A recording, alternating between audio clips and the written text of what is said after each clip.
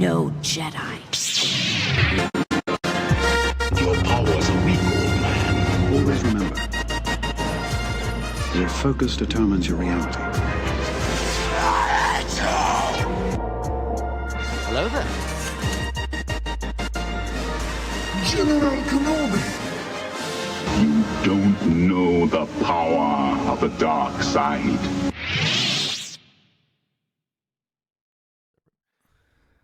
Welcome back to the Disciples of the Force podcast. I'm your host, Austin Hyatt, and this is my co-host, Spencer Silva. How's it going? What was the formal name of this podcast? We were the Living Force podcast. Very good. Is that right? That's correct. I tried to make a joke during the intro before. It didn't work because I don't even remember the name of this podcast. What are we called again? I don't even know. Okay. We've given up. So, with that great introduction, Spencer has some Star Wars news. Yeah, what's up, Disciples of the Force fans, and welcome back to another episode, as my friend Austin said. So a little bit of news. I'm gonna butcher the second part of this, so I'll need your help. But the first part is Phase 3 of the High Republic has started. The books that they're phasing out. Cool. So it's just started with that. They also announced, I forget the guy's name. I'm not even gonna try to remember, but the guy who wrote the Dooku book that I read a while back, Sure. is now writing one of the new High Republic books. So it's pretty cool. I thought he was a good author. I like the story. So Have you read any of those? No, they're on my list. I need to read them, a little bit of them before we get. What's the name of that show? Acolyte comes out, right? Oh, yeah. So Yeah. that I will need to do. But I'm about to start. I want to start from a certain point of view. Oh, yeah. That'd be great. Like I want to get those out, but they're long, so it's like. But there's also just it's like a bunch of different it's a bunch of stories. So it you shouldn't could be just too pick bad. up and drop whenever you want. Yeah. Yeah, so I think that's my next I need to do because I've been slacking on my reading, Sure. my listening. Hey, I don't knock it. I downloaded the audiobook for the one I'm reading, the Thrawn book. Have you listened to it yet with it? Yeah, I have. Yeah, Yeah. Because on the chapters where you're following Price, what's her name? Yeah, Bryce. That doesn't sound right. That's right. That's it. Yeah. I was just getting super bored, and then I was like, a voice actor could help me out. Yeah. So I started listening to it while I read. Yeah, And but it's so slow, dude. The way Thrawn talks, so effing slow. So I like to read that by myself. But when it's her chapters, I'll listen. You see, he sounded normal to me because I had a 1.5 speed. Oh, it's like hard to get through. I bet. Well, because whenever I jump off of it and I go to normal speed, I'm like, these talks are slow. So I'm sure Thrawn, the way he speaks, is probably even slower. it feels I'm like. sure if you're just driving around or you're at the gym and listening to it, you probably wouldn't notice it. But when you have the book out reading along, you're like, with it? holy F. Okay. Yeah. Gotcha. Not that I'm a fast reader or anything. It's just Sounds like you're I'm flexing a on super him. fast reader. I would wait fast. Any other Star Wars news? Yeah, the actor of I can't pronounce his name. He was in Everything Everywhere All at Once in the Indiana Jones. Ki Hui Kwan, I think. That's the one. Yep. He's there's a cute little story that he went up to Kathleen Kennedy and said, "Please put me in the Star Wars universe." He said he was shameless in asking, like, "Please, Nice. I want to be in it." Really cool, cute. I think I like him as an actor. I think he's awesome. So Yeah, he's a good guy. He was just in Loki season 2, which I haven't watched. Oh, really? But I didn't know mean, that. he's got his foot back in Disney, so that'd be awesome. Yeah. So that's really it for news. Nothing crazy going on. I mean, I think we'll start slowly getting more stuff now that actors. yeah. Have we do- recorded since the actor strike ended? No, we actually haven't. No. Yeah, actor strike ended. Those greedy actors got what they were looking for. Money. From our poor billionaires. They're suffering. Poor billionaires. No, but that's great that it's been a noticeable change. I don't know if you've noticed it, but my Instagram is like flooded with people promoting their stuff now because they can. It's great. Yeah. Yeah. It's been awesome. Yeah, same. I get a bunch of things. I'm like, oh wow, these people. I didn't realize how much they weren't talking until now that I'm seeing them again. So that's really awesome. Sorry about last week. It was just hectic, and we just took a week off. My fault. What are you gonna do about it? That's Nothing. my fault. I'm sorry. I was stressed about a presentation, and I'm an idiot. So we can record. No. Hey, but guess what? This guy right here, this presentation he was stressed about, he won. Took number 1, baby. Yeah, hire me. Hire me to manage your nursing home. Eh? If you can tell, we're trying to change the vibe. Okay, this guy over here said we were being too somber. I think is the words he used. I didn't say that. No, it's funny. It's funny because when we're setting up for this podcast, we're dicking around and jabbing at each other, talking in baby voices or whatever, kissing up. kissing each other, right? Right. Oh, we were kissing. Just Kissed last night. And then when we get on the podcast, we're a little serious. Talk all soft like this. So I said it's just funny. Yeah. I didn't say we need to change anything. Let's go back to somber. And welcome back to Disciples of the Force. That's good. So if you were following along with us, we're now going to jump into Andor episode 3. We were supposed to watch that today. Did you not? I That's did. okay. I'm just. Oh, I was like, that's okay. I got notes to carry us. Oh, I got tons of notes. Dude. I actually have a couple questions for you, so Okay. probably better. But let's start. So one thing that I thought was interesting. This is my first question. What's that paper? It's my notes, but I wrote them in pencil so lightly. I thought it was. read them. I thought that was a blank You just piece thought it of was a paper. blank piece of paper. It might as well be. I can't read them. So what do you think the reasoning is when Cassian, when he's a kid and he's destroying everything, like he sees his reflection right in the very beginning of this episode? Yeah. He starts destroying everything. Do you like? What's the artistic reasoning for it? Because to me, it seems so strange. Like, is it like building to his backstory that maybe that these people had destroyed their family or remembers that? Like, what do you think? Because to me, like, it makes sense and it moves the story along because they hear the noise. But do you think there's another reason why he starts doing it? I think it's part internalized trauma from his family dying, supposedly in a mining accident or something of the sort. And those people are also dead from some gas or something. Right. So is that related to how his family died? We don't know. Okay. Did they bring it here? We don't know. So maybe there's some tension there. But also his sister or somebody in his clan just got killed by one of the crewmen. Oh, that's true. Yes. So he's just full of rage as he goes into this ship. Yes. That's a good point. It is interesting that he like sees himself, his reflection, and then he freaks out. Yes. That's, very interesting. I don't know what that is. Yeah, because it's like, is it the first time he's seen himself? Does he hate himself? Yeah. I would like to see like the contrast of seeing the new age, because when he walks in, he's so fascinated by all of it. Yeah, because it's all so new. So I don't know. Yeah, it could be just like seeing the contrast of what there is versus what he doesn't have. Or something. I don't know. I don't know. Anyway, I thought it was really interesting. So I didn't see that first time around. I didn't think anything of it, but this time I was like, oh, it's kind of interesting. Cool. I remember when the episode came out, there were some interesting questions about that ship because the dead people are wearing like a separatist insignia. I believe.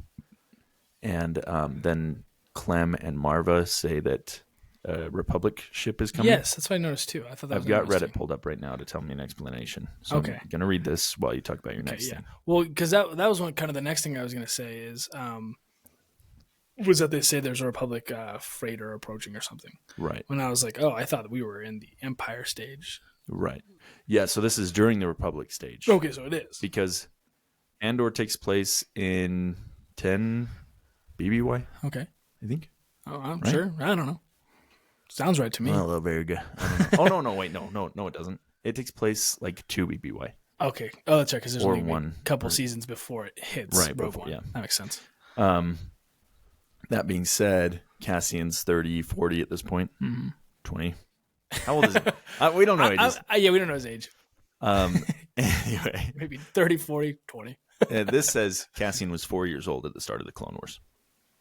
Okay. So that makes sense. Do the math.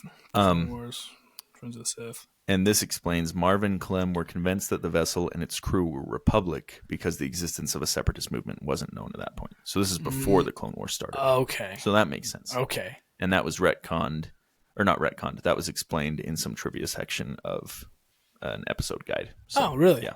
Okay, so that's canon. So they explained it a couple years later, or a couple episodes, a couple weeks after it came out. Came Because out. I remember that being a big thing when I was watching all the Easter egg videos and stuff. People are like, what the freak? Yeah. Okay, cool. So that makes sense. Awesome.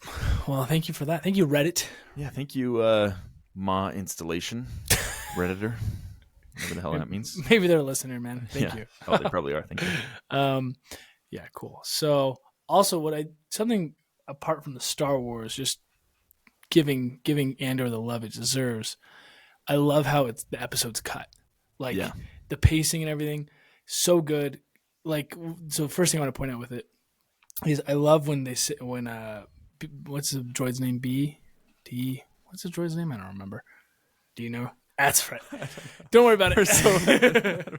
Hey, he's not like a crazy important character, so I don't feel bad for not I want to say B.O., but that doesn't sound right.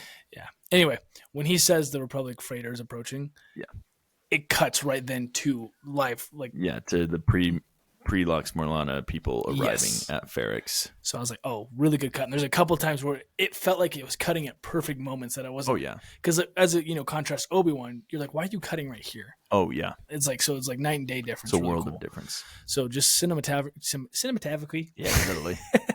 cinematographically, that's my new word I made up. Sure. Beautiful.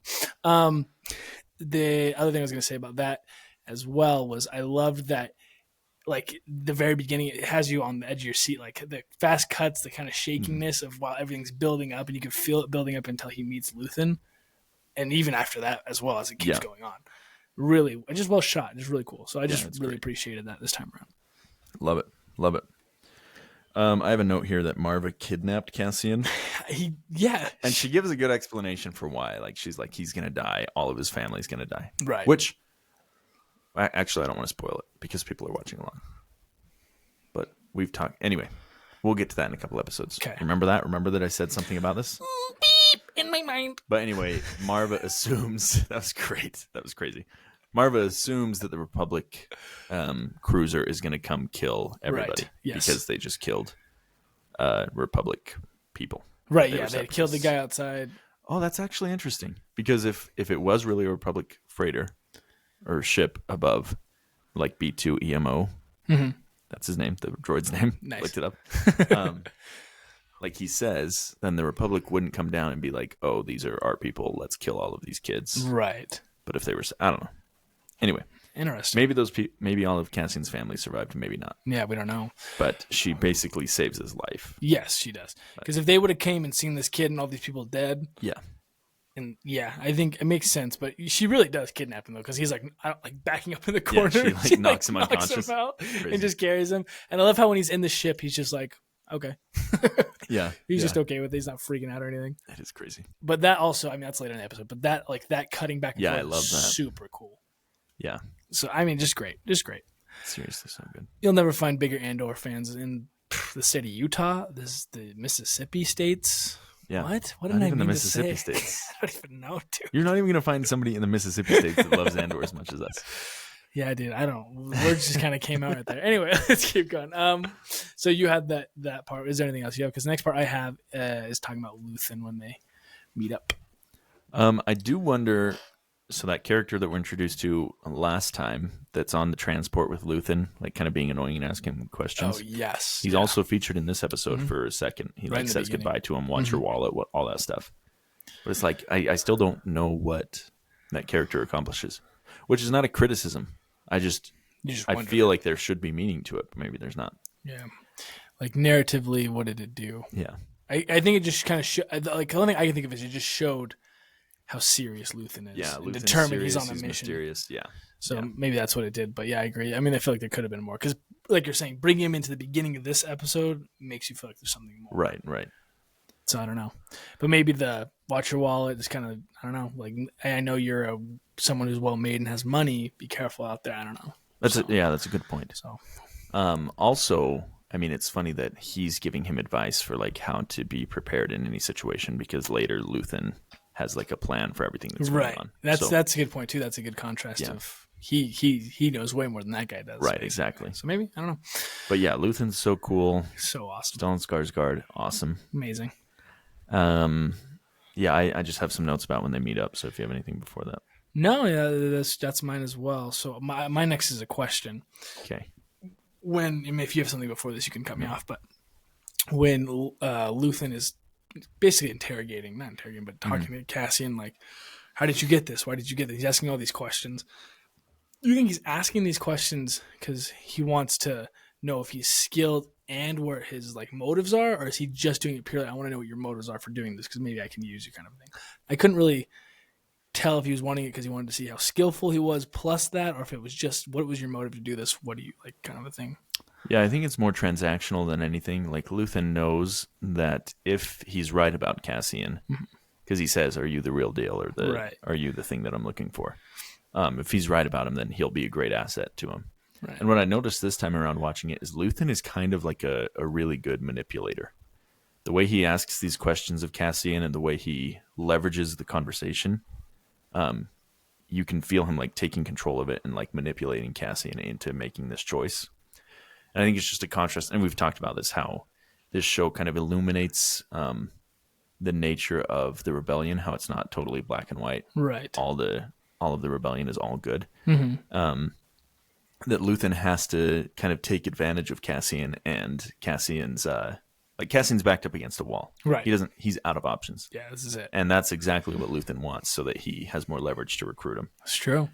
So I don't think he really cares that much about Cassian's motives, because I think he knows he can, if he gets him to agree to come with him, or if he, because I mean, in the end, Cassian doesn't even really agree. He just like is fleeing for his life. He just has to and go. He plans to not go through with it eventually. Right. But I think Luthen just knows if he can just get him on a ship to go with him, he'll have him in the rebellion. So that's a good point. I think you're right, because I guess you can change someone's motives. You can make them see what you need them to see. So that's a good point. Right. Thank you. Yeah, maybe. I don't know. Maybe I'm wrong. Probably wrong. Also in that conversation, though, I loved like all of Cassian's answers when he's talking, or all of his motivations when he's talking to Luthen. Luthen's like trying to crack through his shell and see what Cassian's really about, kind of going to your point. Right. And Cassian only cares about the money. Yeah. He's like, give me more money. Right. You'll give me 1,000 more credits just for answering. Yeah. And it's so interesting to see like the contrast later on in the season, and even, into Rogue One. Yeah. When we see what he's become. Yes, exactly. Yeah. He's like so against the Empire, and Yeah. That's true. That's a good point. Like, he's very money hungry, just trying to survive right now. That's the Cassian we have, which is cool to show. I mean, we know the character development, but to be able to watch the process is going to be cool. Yeah. Also, not just his character development, but the whole towns and every member of the supporting cast. Like, I just noticed, I liked how this episode kind of ended right near the end of Marva sitting on her couch or her bed, and like her whole apartment is ransacked after all the Prelox Morlana enforcer people just ransacked her house. Ruined it. And that's like, she's always been rebellious, as we see in the flashbacks when she's, kind of bickering with Clem about taking Cassian from whatever planet he's on, Kenari. Like she's always been headstrong, but these are like the seeds that are being laid for what we see in the rest of the series of her like totally doubling down on being against the Empire. Yes.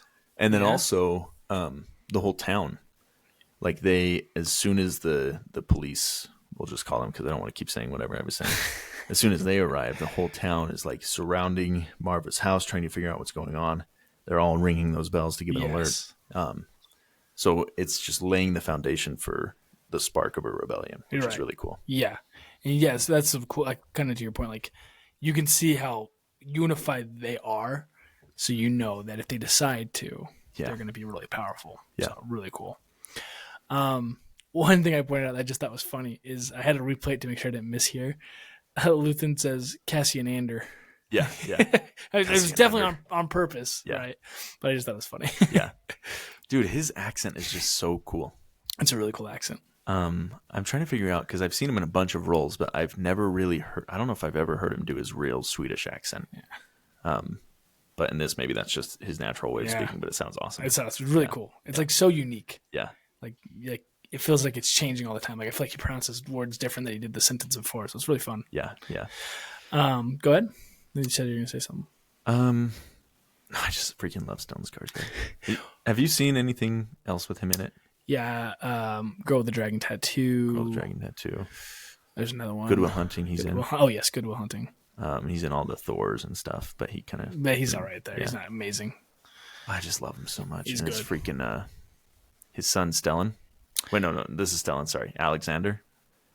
He's got like 4 or 5 sons that are all actors. That's what I've heard. Yeah, we've talked about this. We talked about this last episode. I'm just a huge fan of Alexander Skarsgård. You seen The Northman? No, I think you asked me last time and I said I was going to watch it. Okay, let's effing cut this. I'm an effing idiot.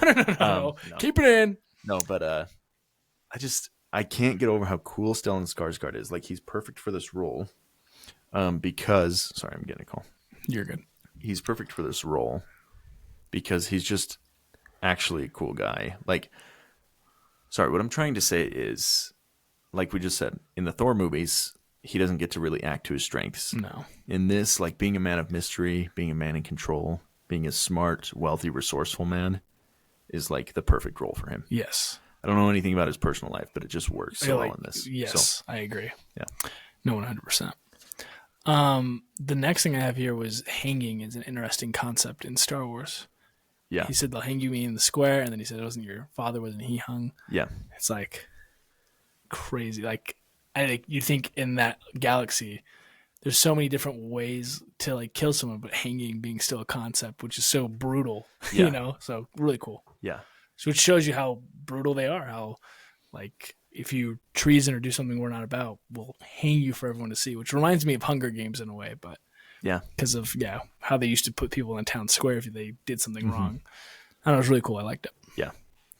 Very good. Speaking to that point I was trying to make earlier about him being a manipulator, that's when I really noticed it, because he brings up the death of his dad. Right. He's like, they'll take me down Rick's road and hang me, Right. just like they did to your father.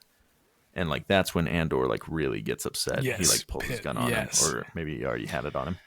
I think he gets either way, it doesn't matter. Keep on. But the thing I love is like, Luthen like sees right through it.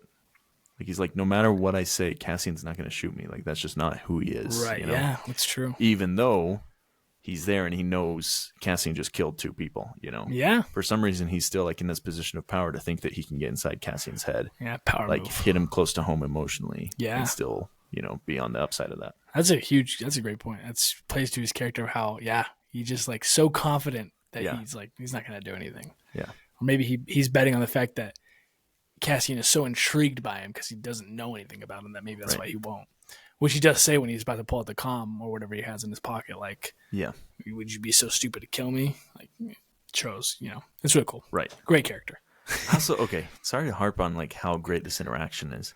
I love the setting of like that warehouse with all the like stuff hanging from chains. Just a really cool, unique action piece.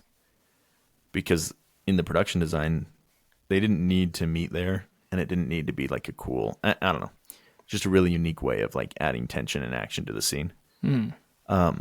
Also, I like that Luthen is like so unconcerned about the very thing he came for in whatever that's called, whatever that is. Yeah, the thing unsealed. Yeah, I don't know what it is. The Imperial unit that he's coming to buy. Like, he tells Cassian not to go get it when everything's collapsing. Like, he sees the value in having Cassian as a resource rather than whatever he was, And I like that they put a value to it. We know it's worth 40,000 credits. We know it's worth a lot. And it could really help out Luthen's cause, but we know that he's putting more faith in Cassian. Right. It's more really valuable, cool. And you see that as like when Cassian's trying to go back for it, and he's like, no, it's not. Like, basically, I came for something and I got something more, and I'm going to take that instead. Yeah. Really cool. One thing I do have here is when Tim dies. Bix's boyfriend, husband, whatever he is to her. Yeah. I really liked it because of how dark it is. He's like, wait, what are you guys doing? She's bleeding. And they're like, step back. She's bleeding. What did you do? And he comes close and they just shoot him. Yeah. And she watches it, and then just so like barbaric that they just leave her handcuffed. One hand just like inches away from her, lover. I'm like, that's dark. Well, it's really dark, and it also just speaks to how incompetent all of these people are. That's what I really noticed this time is like every time there's an inconvenience or every time they're met with any conflict, they're like, oh, we're surrounded. Like they just panic in every situation. Yes. And that's exactly what that scene is like they just don't know what they're doing. They're in over their head, and that leads like a great avenue for the Empire to come in the future. Right. Which it will in the next couple episodes. But it really, you're right. This really highlights how unprepared and resourceful they are. Like they just don't know what to do. Yeah. Great scene, by the way. I just loved seeing that dude die. F that guy. Yeah. I know, he sold out Cassian. Yeah. What a jerk. With that going along, actually, what I have next is after they escape. I don't know if you have anything, not when they escape the warehouse they're in. Okay, yeah, I have after that. Yeah, so we're good. So, when Cyril, is that what we pronounce it? Is that how we decided? Okay. Cyril. When he's in that little building and then Andor comes in and and he puts that gun in. I didn't notice how cool it was when that thing cocks. Did you? Yeah, like yeah. It's like Blade Runner. I think that's what it's was inspired referencing. by? I don't know. Super cool though. I was like, whoa! I've never seen like you just hear the sound, but there, like close up, seeing how it like cocked. It was really cool. Yeah, very cool. It's not like the Blade Runner gun. It's kind of close. It's time to toss to it. Gosh, I'm an idiot. Oh, what do we? But yeah, I love that when Luthen's like, kill him. I'll kill him. Yeah. It's like, man, this guy's ruthless. Right. Yeah. And with that, it also plays really good to what they need because they want to know how many you have. And he's like, I don't know. And then Luthen says, kill him. He's like, how many do you have? He's like, I don't know, 20, 30. And then he's like, I'll do it. And then he's like, okay, there's this exact amount of number. So it's like they worked good as a team right there, right? Yeah. And it's also showing, but I guarantee you, Luthen would have done it. If he needed to kill him, he would have killed him. Absolutely. Yeah. So also really cool. Right. Very cool. Right after that, we get the first shit in Star Wars. Totally. I guess I'm oblivious. What You happened? missed it. It's Cyril's little sidekick. Yes, the little chubby boy. Yeah. He's on the comms, and the person on the other end of the comms is like, "That would mean they're behind us." Oh. And then he's like, "Shit, we're surrounded." Oh, you yes. That was a good accent, by the way. Thanks, dude. That was pretty good. But yeah, the first S word in Star Wars. Wow. Yeah. Which you said you didn't like, or you didn't. It takes you out. It takes me out of it a little bit, but I think we talked about this last time, but I prefer that to any like fake Star Wars slur. But still, yeah, that's fair. Well, going along with that, when you say they're behind us, yeah, I just like going to how unprepared and unconfident they are. They're so paranoid that total accident of where it happens, like freaks him out, and they think and he goes, they're everywhere, right? Yeah, exactly. It's like there's only two of them. Yeah, everyone else is just hiding from you. But like they're paranoid, they're not confident. It just really played into that, so I thought it was really cool. It's really great, not to like get too deep into it or overanalyze it, but that speaks to like the strength of the rebellion. It's all about guerrilla warfare, and they are outmatched, they're outnumbered, but like the strength of the Empire is in fear, and that all breaks down when they meet any conflict. Yes, yeah, that's true. Yeah, any little bit of resistance, they freak out. Yeah. But at some points they don't as well. They don't think it's a threat. Right. Well, yeah, I love that little monologue. Well, not that little line from Cassian where he's like, "They're so fat and happy they don't think any one of us would sneak into their house, spin their food, whatever." Yes. Yeah. That was just really great. Yeah. The last thing I have here is just poor Marva at the end. Like you're talking about how everything's just ripped, and she starts crying because Cassian's gone, and maybe she'll never see him again. So maybe we'll see. Yeah, that was great. Again, I just loved the end of the episode with the flashback to present day and all that stuff. So that juxtaposition. Yeah. Great. It's like that cuts, and this pushing the story without having much knowledge of his before, like just those little like scenes we've seen. Mm-hmm. But that like contrast back and forth tells you so much. It's really cool. It's really great. And the last thing I have here is just I loved the shot of them on the speeder going over those fields. Yeah. Looks so beautiful. Cool. It's like, that looks amazing. Yeah. So just Andor crushing it again. So good. Should we recreate that shot? Yeah. I mean, ride on my motorcycle? Yeah. We'll have a drone. We'll get McKay to get his drone and fly over us. Yeah. But that's all I had. I don't know if you have anything else. Nope. That's it from me. Great episode. It really starts heating up from here. I love it. Yeah. It gets good. Oh, there it goes. I was panicking there for a minute. All the things I had written down were gone. Oh, no. But they pulled up. All right. Well, we're gonna start a new thing. It's gonna be guess that Jedi, or basically guess that any character in Star Wars. So, unfortunately for Austin, and fortunately for me, I get to go first this week. I'm gonna you can play along at home. So all I'm going to do is I'm going to just list off all these facts of one character, and Austin's going to guess or figure out who it is. But also we're going to dive into some cool background of the character that I didn't know before. So the way I think we should do it is I'm going to read the first 3 points, and you don't say nothing. Okay. You can tell me after if you got it off the first one. I knew right then. Okay. But that way, build some suspense. Yeah. Okay, so I'll read off the first 3. Okay. And if I pronounce things wrong, don't yell at me back home. Okay. Yeah. Some of these I've never heard of, like in movies. They've just been written in comics and junk. Well, a lot of these, like if we're doing homeworlds and stuff, Exactly. a lot of that stuff's only been written. Exactly. You know, you're never gonna hear it. So that's what I'm betting on. Okay. All right. This person was born on the planet of Huron Cal in the year 72 BBY. When they were creating their lightsaber, they struggled to complete it and were advised by Hu Yang to temper their emotions. And their Jedi master was Sislin Mir. Any ideas yet? well, the first one, that's Mace Windu's home planet. Okay. Is it Mace Windu? It is Mace Windu. Oh, F yeah. I didn't know he was good. trained by, who's he trained by? Sislin Mir. Later on, and then it says later on he's trained in like more in depth with Yoda. Okay. But he was not Yoda's Padawan, is what it said.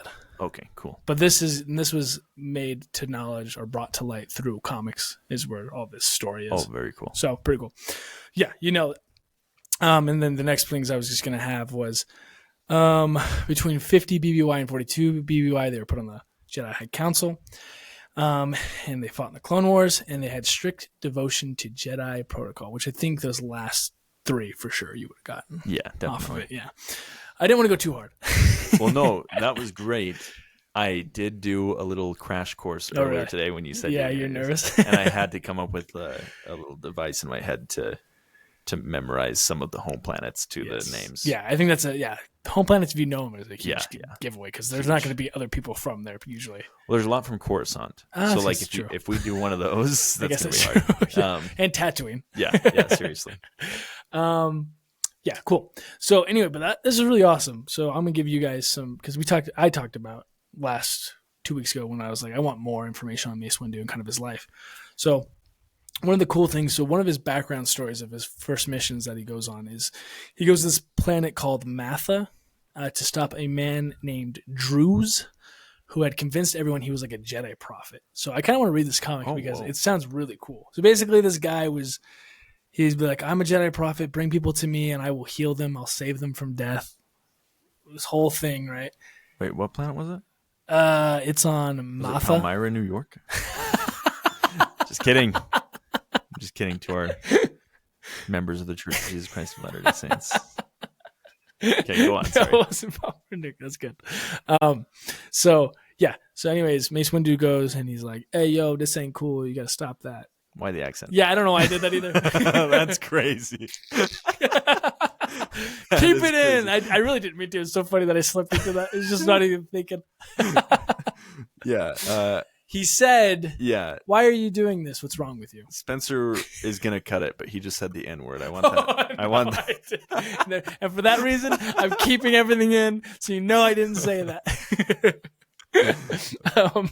Anyway, back to this before I was rudely just blasphemized over there.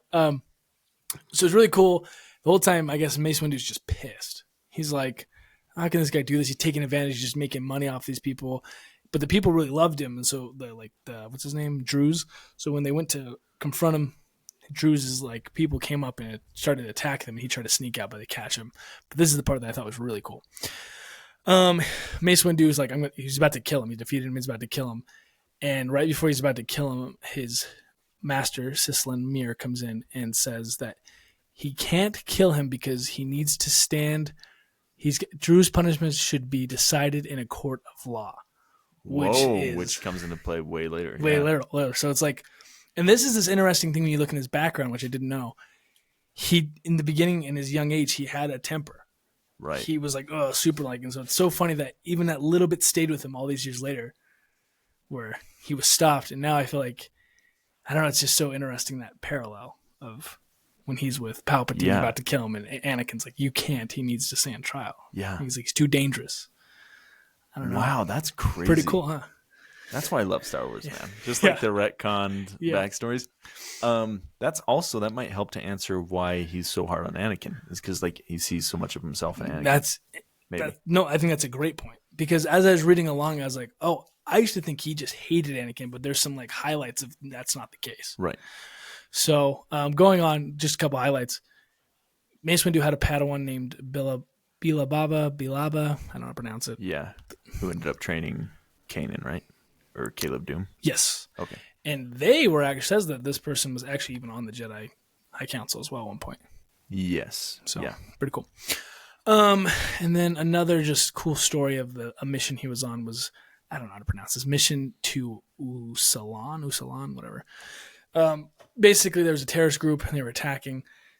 And what Mace Windu did is he decided to be captured on purpose in, like, I guess it was like this crazy like dungeon, like 80,000 kilometers long. Uh-huh. And he was with a bunch of other Jedis. So he did it on purpose so that when he got caught, his lightsaber was destroyed and the terrorist guy was going to kill Mace Windu because he thought it'd be like the perfect amount of just like, if he killed Mace Windu, it was going to be huge for him.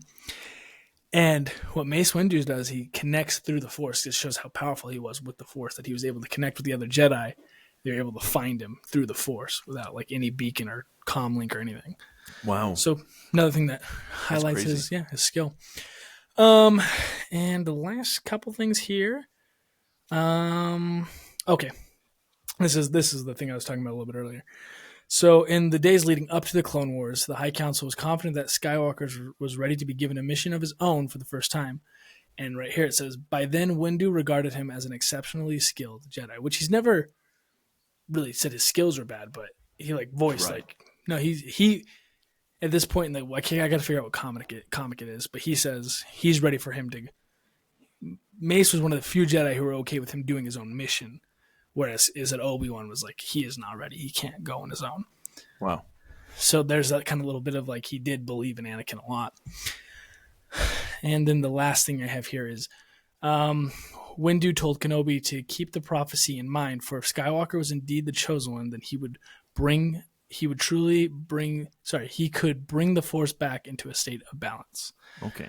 So, and then there's a bunch more. I mean, I was going through, I was like, look on the right side. This is off of Wikipedia, which is like, there's two sections. If you ever go to Wikipedia, there's legends and canon. So this is all in the canonical section. Oh, nice. Good. Yeah. So this we is love all canon here. Yeah. So nothing. Yeah. All these comics are the canon comics. But cool things that kind of highlighted that it still like showed his contrast and stuff. His like, I don't know, Anakin shouldn't do this, and this, but it showed that there were glimpses of like he believed in him, that he could do it. So just kind of brings a whole new light to him. I know. Well, yeah, I mean, you see that in the Clone Wars when they interact. Right. Like he genuinely did regard Anakin as one of his peers, and he respected him. But he also knew like the dangers of his habits and the way he acted. Exactly. Yeah. He knew. And kind of to what you're saying though, I think he did see a lot of himself in Anakin, and that's probably why in those moments he was harsh on him, because he was like, I'm the same way. Right. So I don't know. I think it's really awesome. Yeah, that is cool. One of the coolest characters in Star Wars. Yeah, he's awesome. We love him. And another cool thing that when I was reading through it, I totally forgot about his little tiny arc that he had with Count Dooku during the Tales of the Jedi, when they go to investigate the murder, which is actually such a cool episode that they found out that he was shot from behind, so he couldn't have been attacking him. Anyway. Right. I got to rewatch that. Yeah, it's super good. So cool. But because in that time I'm watching Count Dooku, I'm seeing his arc. I didn't even focus on Mace Windu when he was in that one episode. Right. But they point out what had happened was classic Windu. Mace is like, hey, you can't do this. We're on assignment from the High Council. We can't just do this. We need their permission. And Count Dooku's like, we have to figure out. We got to be the bottom. Right. Spirit of the law, letter of the law. Right. You know, Mace is very much letter of the law. But the cool part is he's so against it, him doing it all, but they get the answer when they go back. That's when Mace Windu gets onto the council. He gets onto the High Council. Council of the Jedi? Jedi Council. Jedi Council. Yeah. High Council. Whoop. He gets onto the Jedi Council. And when he does that, that's when basically Count Dooku goes into a spiral because he's super suspicious of why Mace Windu got it and he didn't. But basically Mace tells him and I don't remember if this is comic or in the episode, I can't remember. Basically it's like, well, it's because you didn't listen to them and I was against you doing this and I was telling you that. Like we needed their permission. Yeah. Which just highlights like the flaws of the Jedi. Exactly. Like even what you did was good. Got us to the right outcome. You did it the wrong way. Right. And it goes to, and this is for my Harry Potter fans, it's like in the first movie when Malfoy goes to sneak on Harry, Ron, and Hermione sneaking out, and he tells on him and they get in trouble, he also gets in trouble because although he did the right thing, he still broke a rule. That's all I wanted to say about that. Hey, man, I'm a huge Draco Malfoy fan. I bet you are. Anyway, go. Sorry, you said you were going to say something there. No, you're good.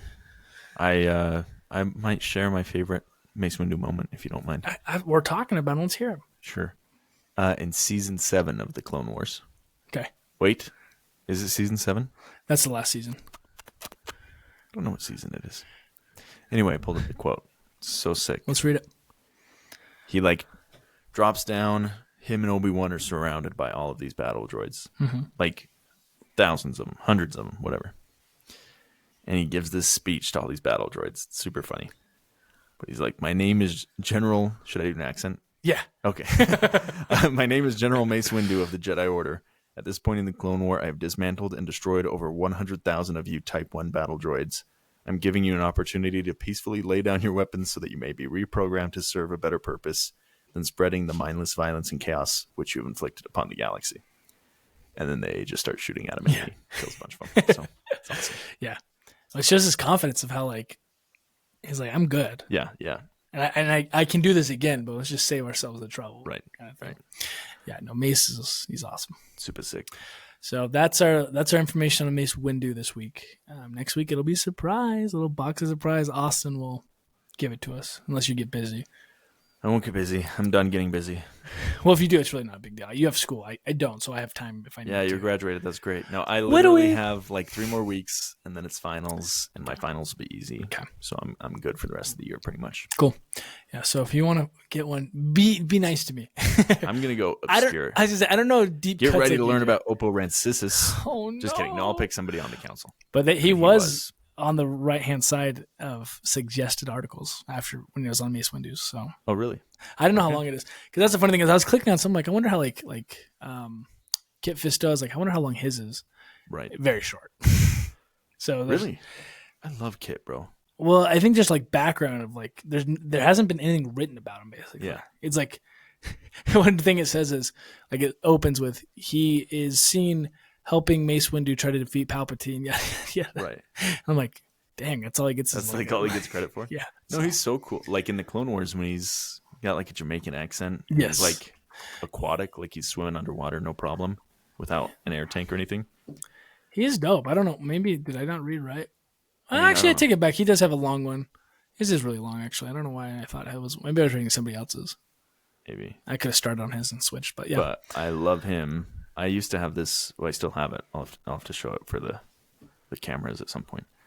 I used to have this action figure. Still have it of Kit Fisto from Legends, and he's shirtless, sexy, got a killer 6-pack. It's you remember that Family Guy episode where Stewie's playing with He-Man and I don't know what other character, but he's no wonder your son is gay. You bought him super homoerotic toys to play with all the time. That's why I'm gay. Because I played with a shirtless Kit Fisto. He's my favorite toy. Awesome. But yeah, okay. I'll do some research. Yeah, whatever you want to do. Be nice to me though. And it doesn't have to be Jedi. Okay. Because I was realizing we can actually go pretty far with this. So. Well, yeah. Maybe we stick with Jedi for a few. Let's do Jedi in the beginning, and then once we can spread out because there's tons you can do. I literally can't wait to do a whole 60 minutes on Max Rebo. I'm excited too. But I think that's all I have. Just a quick apology for the accent I gave. I don't know what that was. That was weird. I don't know where that came from. Mace Windu doesn't even talk like that. I don't know. No, guys, it's okay. Spencer has tons of black friends, so it's okay. I really don't know why. I don't know. That's funny. Anyway, that's all I have. I don't know if you have anything else. No, that's it. All right. Well, thank you for being a disciple of the Force.